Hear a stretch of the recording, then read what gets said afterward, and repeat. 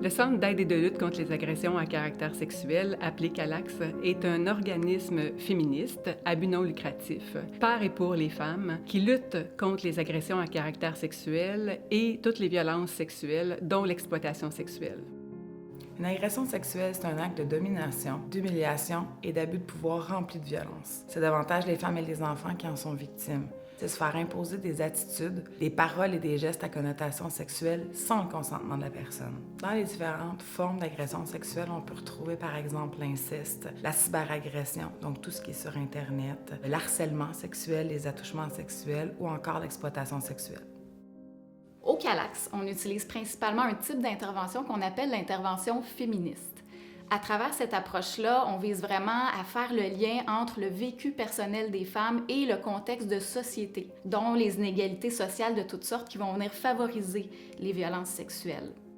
Suite à une agression sexuelle, c'est pas rare d'avoir des conséquences liées au stress post-traumatique, donc des flashbacks, des cauchemars, vivre de l'anxiété, vivre des symptômes dépressifs tels que des idées suicidaires, de s'isoler, d'avoir des difficultés relationnelles. Il peut y avoir également une perte de confiance, donc une perte de confiance en soi au niveau de l'estime de soi. Il y a des difficultés qui revenaient souvent dans ma vie. Puis c'est sûr que ça, c'est quelque chose que j'avais enfoui. Les agressions que j'ai subies, j'avais enfoui en dedans de moi. Le CALAX m'a apporté beaucoup d'outils, m'a apporté la communauté, je dirais. C'est ça, le fait d'aller parler avec d'autres femmes. La femme est vraiment au centre du processus. On accueille toutes les personnes qui s'identifient femmes sans discrimination.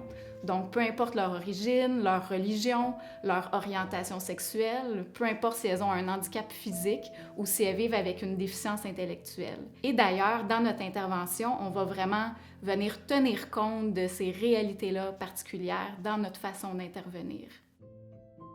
Je me suis pas sentie jugée, c'est ce qui était le plus étonnant. Vu qu'il y a beaucoup de honte, c'est important de se sentir qu'on est cru. Et c'est ce que j'ai reçu au CALAX. Les services d'aide au CALAX s'adressent aux femmes et aux filles de 12 ans et plus, et ces services sont confidentiels et gratuits. Des services peuvent aussi être offerts à l'entourage de la victime, et ces services sont toujours offerts dans le but d'outiller l'entourage à mieux soutenir les victimes. En fait, le CALAX travaille sur 3 volets de services: l'aide directe, bien sûr, la prévention-sensibilisation et toute la défense de droits et la lutte. Dans le fond, moi, ça faisait plusieurs années que je vivais avec ce que j'avais vécu. Il y a un jour que je me suis rendu compte que j'avais un problème. Pour moi, j'essayais comme de faire abstraction de ce que j'avais vécu, puis de refouler ça. Puis depuis toutes ces années-là, j'avais l'impression de vivre comme une demi-vie, si on peut dire, là.